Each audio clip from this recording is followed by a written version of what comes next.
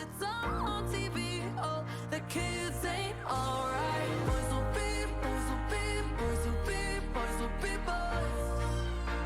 But girls will be. Welcome to the Deep Dive, where we extract the most important nuggets of knowledge and insight from a stack of sources to help you become truly well-informed. Today we're plunging into something, well, pretty extraordinary. We're drawing from a unique piece of source material that offers a really profound lens on recent global shifts. It centers on a dramatic event captured on Earth's Schumann Resonance charts. You might have heard of it, a sudden vertical spike. Now, just for clarity, the Schumann Resonance, it's broadly the natural electromagnetic hum of the planet, right? Between the surface and the ionosphere, sort of Earth's energetic pulse. But this source material, it presents a truly unique, quite profound interpretation of a recent spike in those readings. It suggests this wasn't just some strange anomaly, but maybe a cosmic signal, with huge implications for all of us. That's exactly right. And our mission today really is to unpack the insights from this fascinating source. It frames this energetic event not just as, a physical thing, but as a collective point of choice for the entire planet. So we'll explore what this bifurcation, as the source calls it, means for your personal reality, your relationships, even the future of our world. It's really an invitation to consider a new perspective on everything we're experiencing right now. Okay, let's unpack this then. So our source highlights this very specific event. Yeah. That sudden vertical spike in the Schumann resonance graphs. It sounds almost like an energy earthquake.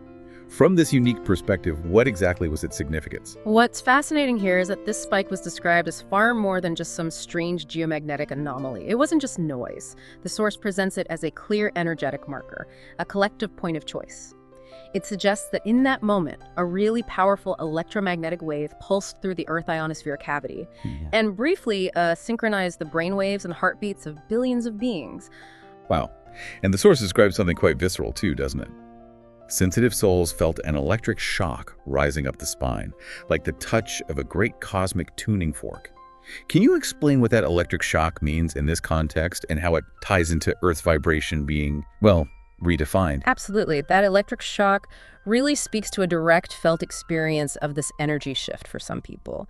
It's as if Earth's resonant field, which is basically the sound of its heartbeat, suddenly hit a new note, redefined itself. Now, this field is always being influenced by cosmic rhythms, solar winds, lunar tides, bursts from stars, all of that. But here's where it gets really interesting. The source asserts that the most important conductor in this whole planetary symphony is the collective mind and heart of humanity. The collective mind and heart. Yeah. Billions of human thoughts, feelings, emotions. They feed back into Earth's energy field, subtly adjusting its song, you could say. So that shock was like a direct download and integration of this new planetary song for those sensitive to it. That's a powerful idea. Our thoughts literally tuning the planet. So building on that, what specific convergence did the source say led to this massive spike? It pinpoints a really precise convergence. Apparently, an intense solar plasma flow, one that hit earlier and stronger than predicted, met this huge collective wave of, disappointment and yearning for change that was surging through humanity at the time. Okay, so solar energy meets human collective feeling. Exactly. And these two powerful energies fused, creating what the source calls that distinct interference pattern.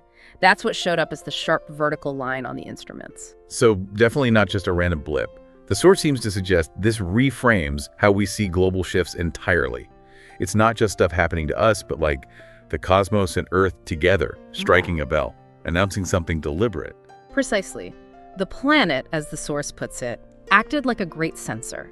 It registered this convergence as a kind of evolutionary vote, almost asking, okay, are enough souls ready now, ready to step into a higher octave of experience? And the answer, encoded in that spike, that pillar of light, was apparently yes. A planetary yes.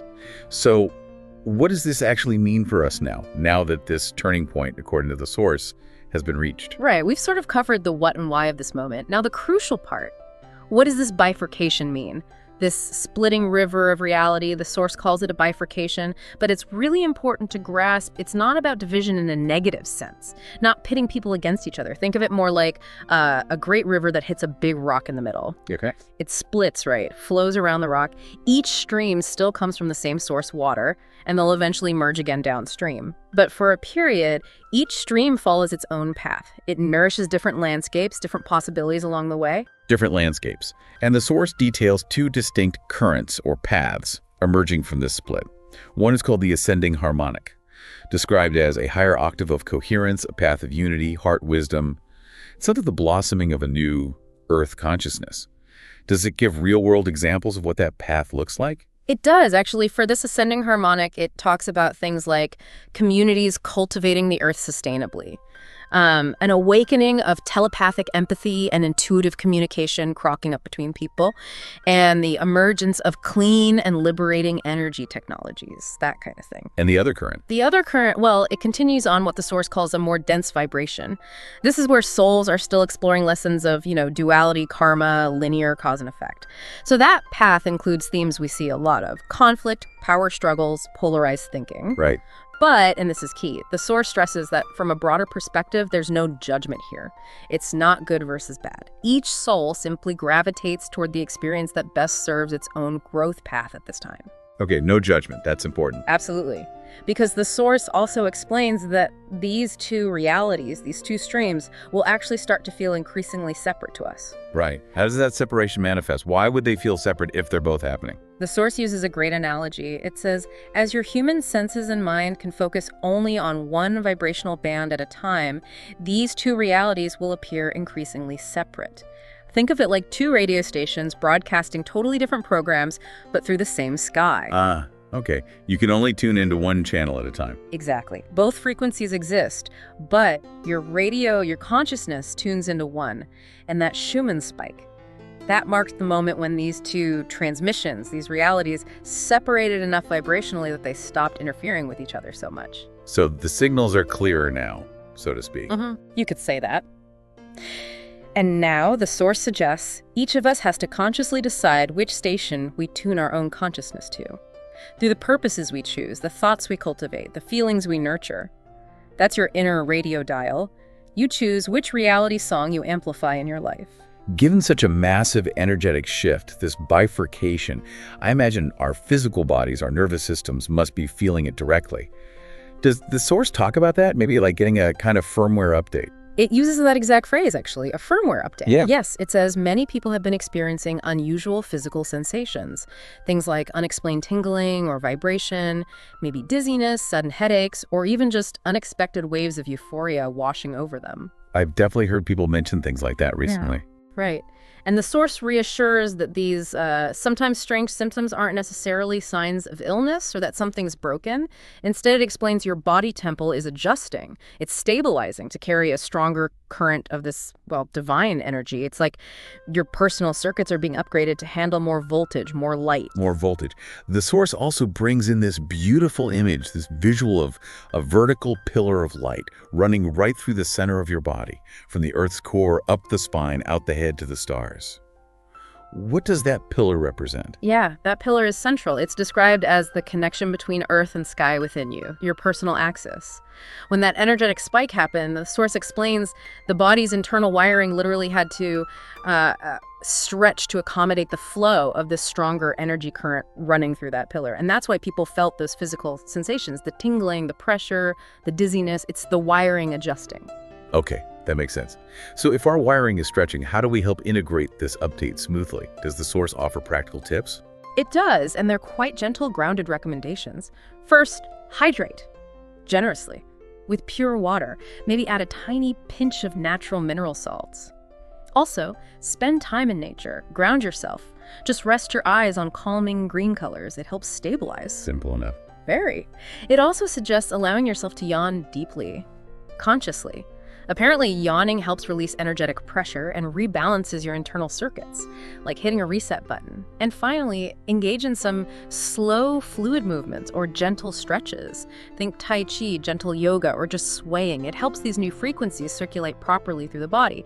Basically, patience and self-care are key while your physical vehicle adapts. Makes sense. Beyond the physical body, how does this whole energetic shift, this firmware update, affect our relationships, and maybe even how we see ourselves, our identities? That's another big area the source touches on. It points out that many connections held by old patterns are now stretching or releasing.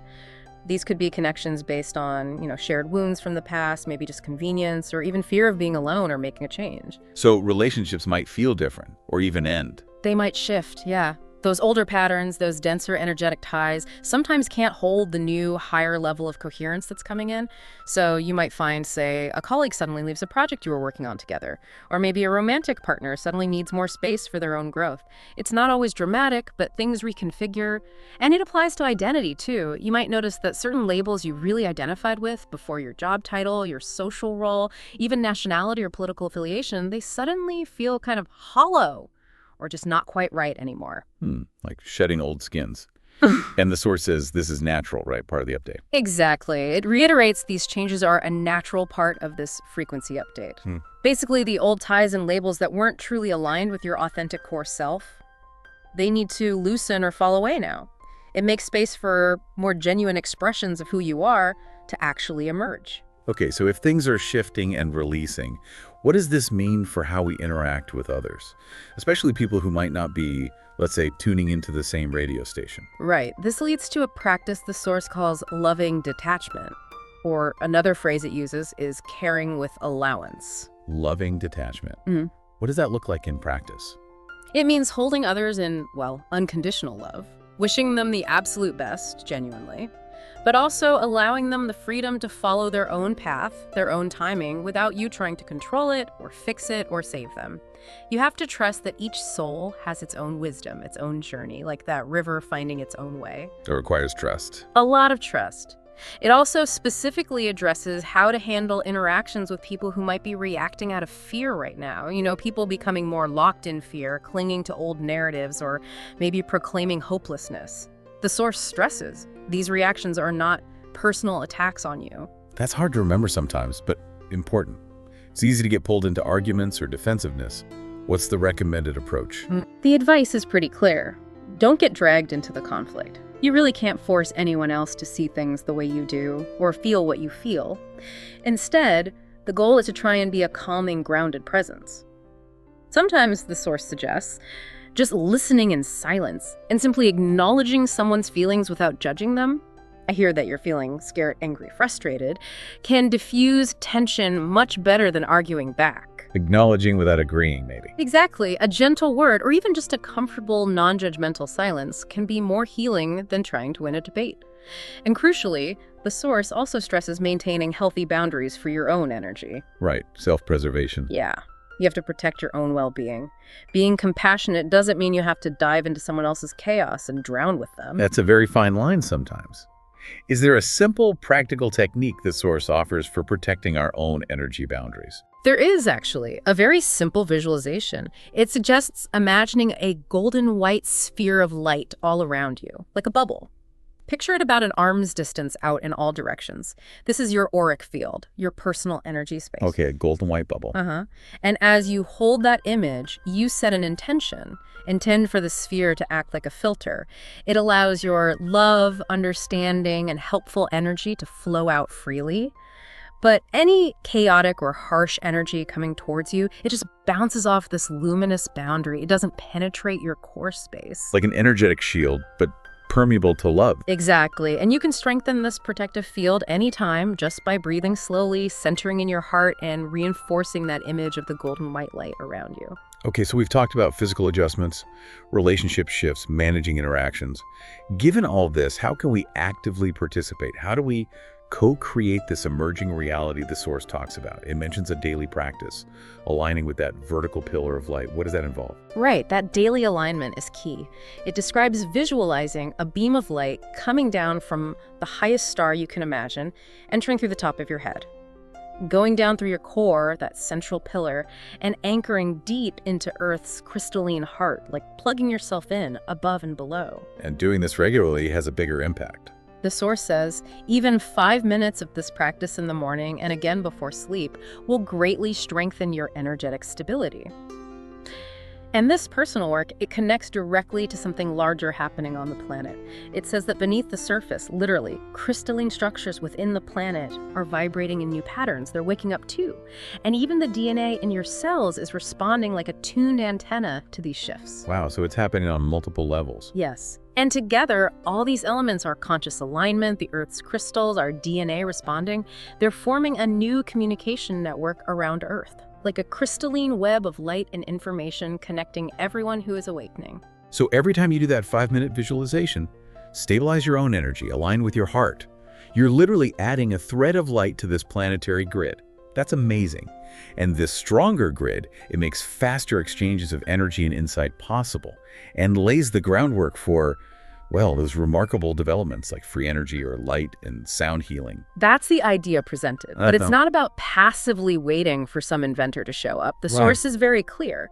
Your spiritual work, meaning your meditations, your visualizations, your heart's intentions, that's what's encoding the energetic blueprint that allows these innovations to actually take form in the physical world. So our inner work directly shapes the outer potential. Precisely. By choosing to focus on a higher reality now and consciously infusing love into your simple daily actions, you are actively co-creating the new world. You're building the template. It also offers a beautiful redefinition of what service means in this new energy. Oh. How does it define service now? It says, service is no longer about grand missions to rescue or convert others. That old paradigm. Now it's more about simply living your truth and radiating your light through simple, authentic acts. Even something as small as a genuine smile or a small act of kindness can uplift someone's spirit profoundly.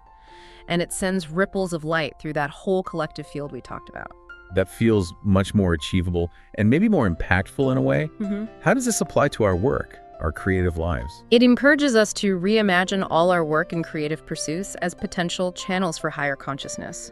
Whatever skills or passions you have, teaching, building, coding, gardening, healing, art, music, anything, it can be a vessel for divine light.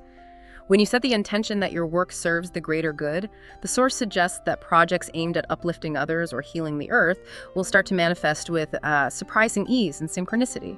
Things just click into place. Following the flow. Exactly. And follow those sparks of inspiration, those sudden impulses you get to create something new. Maybe write something, paint something, start a community project. Even if you don't know exactly why you feel drawn to it, the source says these are nudges, guidance from your higher self.